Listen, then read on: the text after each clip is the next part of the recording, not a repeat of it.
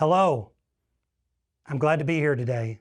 My name is Austin Wilkerson. I am Trust Counsel with the Kentucky Baptist Foundation.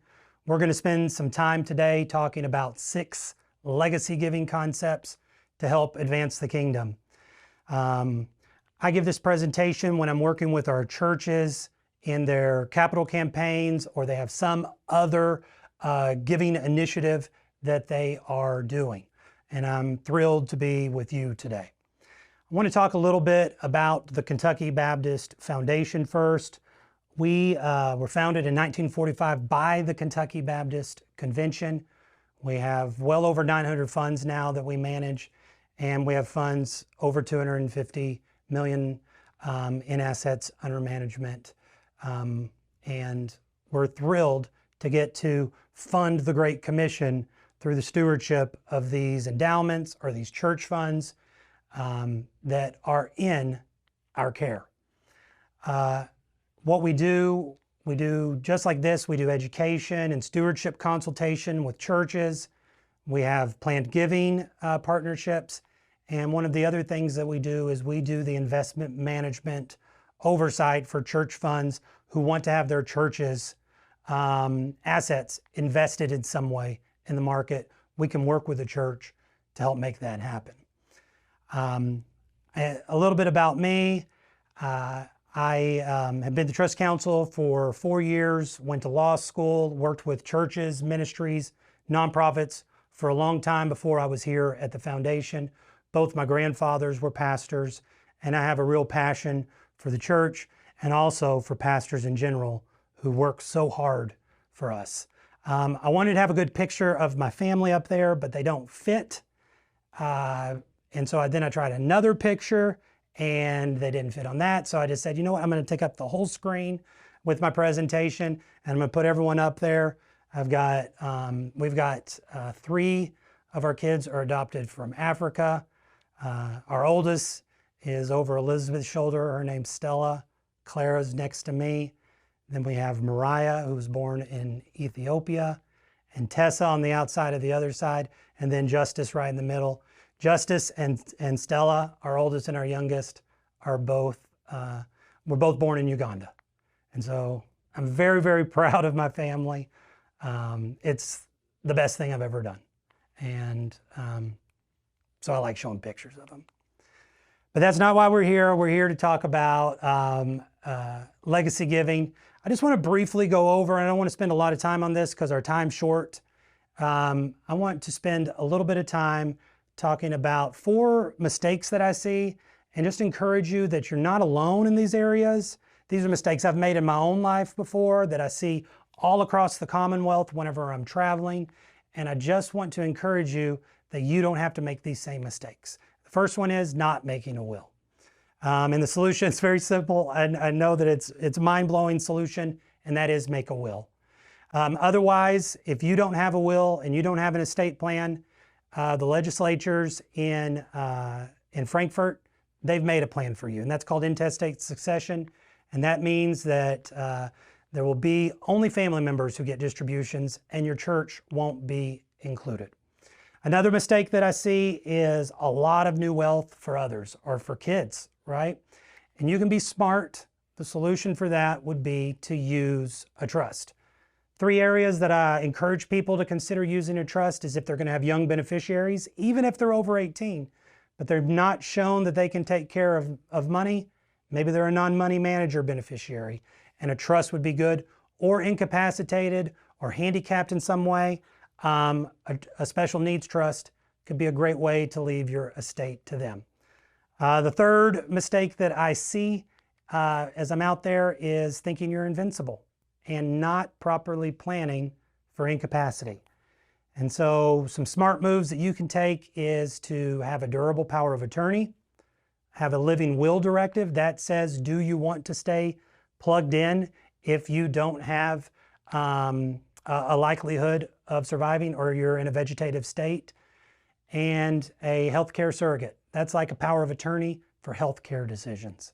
All 3 of those are really smart to have. The 4th mistake, and this is what we're going to spend most of our time talking about today, and we're going to talk about a lot of solutions for this, And the fourth mistake is forgetting a legacy gift. The solution is be kingdom minded. We give our whole lives. We give tithes, we give offerings, and oftentimes our church members don't leave anything in their estates for their church, leaving 10%, leaving 25%. I was at a church, and one of their leaders got up and he had talked about he was splitting his estate 4 ways. He had 3 kids and the church. And it was going to be 25, 25, 25, 25, and that's how he wanted to leave his estate. What a great, generous way to do it. And I don't care if it ends up being $100 or if it ends up being 100 million. Well, I do care if it ends up being 100 million. That is an amazing gift to that church. I don't expect it to be that. I expect it to be significant. But remember, there is no small gift. We saw it with Jesus and the widow who dropped in her 2 pennies. And he said, she's given more than all the rest. So I encourage all of you to consider leaving a legacy gift in your estate plan for your church. There's other ways to think about legacy gifts, and that's just gifts that can't be put in an offering plate. Oftentimes, we're talking more about assets, and we're talking about tax advantaged giving. And I'm going to talk about 2 or 3 ways that there's some smart ways to give to potentially this campaign that your church is doing. And it's shocking to think about, but most of our giving is out of our cash, our bank account or our salary or whatever we're getting, a little bit of savings we have. But so much of our of the value of our net worth is in non-cash assets.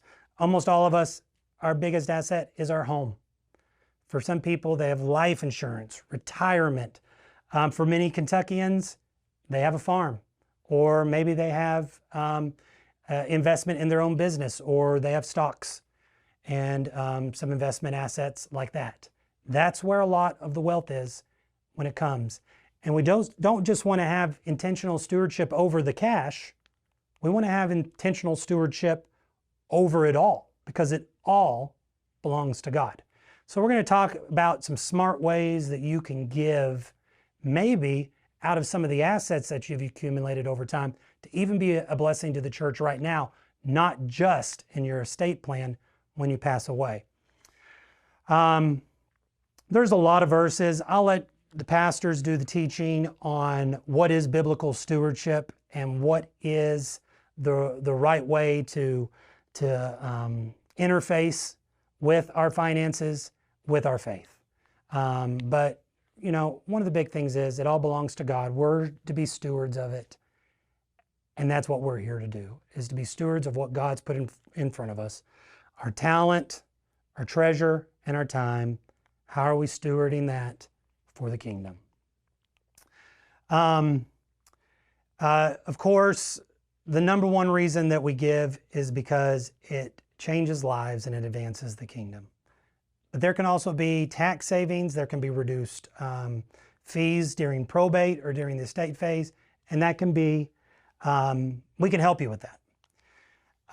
For the rest of our time together here, I want to spend a few minutes talking about 6 legacy giving concepts that I think 3 of them in particular will help with the campaign now. And 3 of them are a little bit more future facing ideas whenever it comes to legacy giving concepts. The first one is, we're all familiar with it, and that is an outright gift. That is when your goal is to give a gift now. You can just pull your wallet out, you could put $20 in the plate, and the ownership switches from you to the church, right? No strings attached. You could do a designated gift. Please don't. The church would love to have a preferenced gift, not a designated gift, but donors can if they want. And we see that you can give cash like we just talked about, stocks, bonds, real estate. And this is what I want to talk about: real estate or business. And this is, if you're going to just take away one thing today, really there's 2 things. This is one of 2 things that I would say are the biggest things. Like, lock in and pay attention right here for just a minute. And this is a big concept, and that is giving appreciated assets. So giving an appreciated asset, typically what you're going to see is giving a real estate or giving some sort of business ownership. Oftentimes we're talking about appreciated stock. So let me tell you why this can be such a great way to give. So let's say you have a $200,000 property that you paid $100,000 for. And so if you were to sell it, you'd have to pay a realtor and you'd have to pay all the closing costs, and you'd have to pay taxes, capital gains tax on the $100,000. So you bought it for $100, you sold it for $2, and that extra $100,000 of gain is taxable income as capital gains tax. If you wanted to give $200,000 to the church, which some of you might be able to do, if you sold the property, you'd have all those taxes and it would be whittled down, and you'd maybe be able to give 100, 150, maybe 160 of it. You also have to pay the realtor. That was what would be left. A smarter way to give for tax purposes would be to give that appreciated property to the church. And so instead of selling it and giving the proceeds, you gift the appreciated asset, in this case, a farm or real estate. And you give that appreciated asset, you avoid the capital gains tax, and you get the full value of the donation. So you get a tax deduction for $200,000. You don't have to pay those taxes on that $100,000 in gain, and you're able to give more because you didn't give it to Uncle Sam. That's a smart way to give. Those of you who may have appreciated stock, I've seen it with some of our churches, those that got stock options or were given stocks or bought stocks a long time ago, they've risen in value. If they were to sell the stock and give the proceeds, they'd have to pay taxes once again on the capital gains.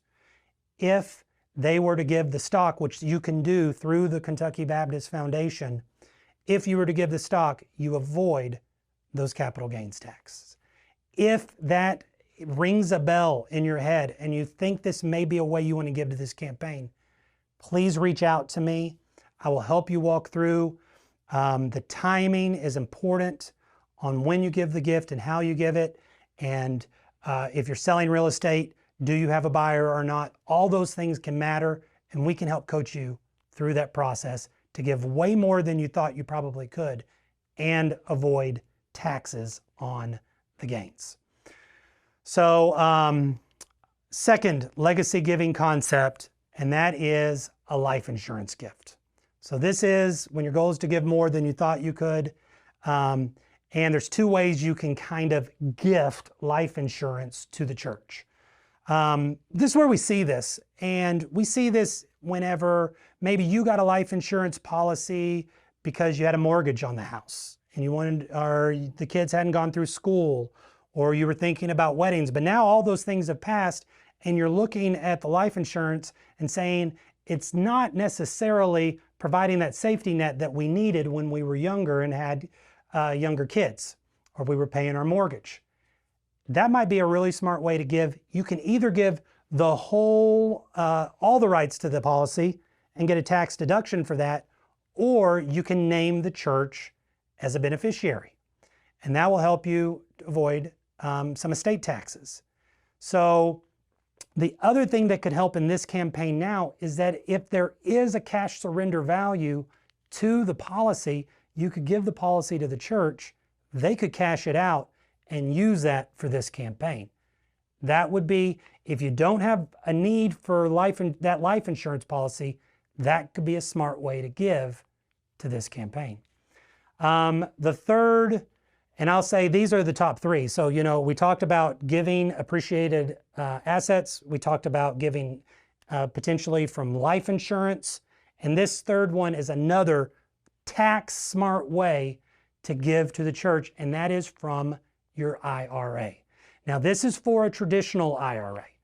And so it is not for a Roth IRA, and it's not for a 401k or 403b. It is only for IRAs. And there comes a point, and it's somewhere after 70 and a half years old, where the government requires you to start doing a required minimum distribution. Some of the people in the audience are going to be nodding their head because they know what that is. And a required minimum distribution says, you've deferred these taxes so long in these IRAs that you have to start taking money out of it, a required minimum distribution, and start paying taxes on it. Okay? And the smart way that you can give is to give it directly from your IRA to the church. So instead of it coming from your IRA, a required minimum distribution to you, and then you pay taxes on that, and then you give it to the church and you get a tax-deductible receipt, a smarter way is to give it from the IRA directly to the church. This is called a qualified charitable distribution, a QCD. It goes from your retirement group to the church. It never comes into your estate. So it keeps your, or it never comes in as income. So it keeps your income and your income tax lower than it would have otherwise. If you are in that age of required minimum distributions, not just in this campaign, but even your regular tithes and offerings, you ought to consider using your required minimum distribution, a qualified charitable distribution to the church, even for your regular tithes and offerings. So that can be a tax smart way to give. And not all of us are in the place. Some of you may need some of that distribution. Some of it can go to you, some of it can go to the church. But if you're doing giving anyway, doing it from your IRA is a great place to start. Legacy giving concept number 4. I'm going to kind of run through these last 3. They're not as applicable to a current giving campaign like we're doing right now at the church. And legacy giving concept number 4 is a charitable gift annuity. This is a split interest gift where you can take either cash or you could use an asset once again, and you can invest it in a sense, and you get a lifetime income. And then when you, and probably most likely it's you and your spouse, it can be 2 lives. When the second of you passes away, that whatever's left in the account then goes to charity. This can be a smart way to give a long-term gift to the church, but it's not necessarily the smartest way to give to a campaign right now. If you have questions about a charitable gift annuity, once again, reach out to us at the foundation. We'd be happy to explain it more and show you how this could be a smart way to give to your church. The next legacy giving concept, number 5, is giving an endowment. And this is a perpetual gift that can support the church. So what happens is a starting amount of money, oftentimes a larger gift, is given, and that's called the principal, and that is essentially never touched. But the income that it makes each year can be distributed to the church, those earnings over time. And so it grows a little bit, but that becomes a forever gift that is an endowment, that there's constantly money coming in. The principal is protected, but the distributions come every quarter to the church. Once again, if you're interested in an endowment, talk to us. We can help you think about smart ways to set it up. And we talked about concept 6 earlier, and that is a bequest. And once again, I encourage all of you to consider leaving the church in your will or your revocable living trust in your estate plan. You can name us if you wanted us to be the trustee, if you wanted it to be an endowment, or you could just leave it directly to the church. I think that's something that we all can do, and that's really a gift. If we all get in the habit of doing it, really can build and protect the future of the church. Once again, I'm sad that I can't be there with you today in person, and I appreciate you spending the time to engage with these concepts and think about ways that you can give to this campaign for your church. I imagine that some of you have some things that have been kind of ignited in your mind or your heart of some potential ways that you might be able to give smarter or give more to this campaign than you had considered. Reach out to us at the foundation. We can talk through any questions you might have. We'd be happy to answer that. And I'm going to put my contact information, our contact information at the end of this so that you can have a copy of that. I'll just say it out loud for those who have a pen and want to write it down. My email is austin.wilkerson@kybaptist.org.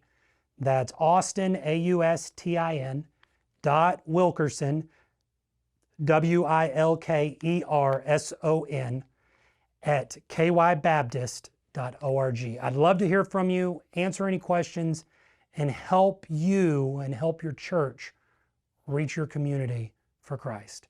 We are here at the foundation to help you and your church fund the Great Commission. Thank you again. I appreciate your time. Be blessed.